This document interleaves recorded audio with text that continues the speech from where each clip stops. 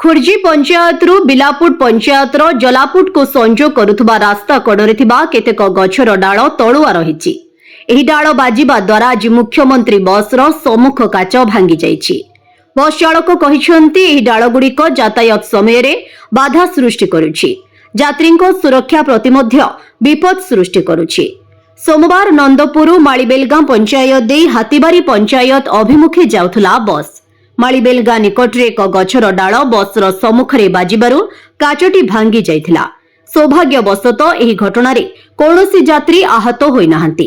ए संपर्क में बस चालक मालीबेलगां सरपंच प्रहलाद मुदुली और खुर्जी सरपंच पदला महंताण को अवगत कराइछंती।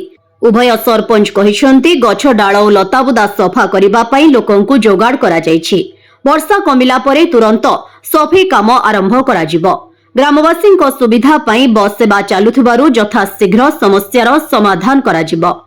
कोरापुट जिला नंदपुर दुर्गा प्रसाद पाढ़ी रिपोर्ट खबर तरंग।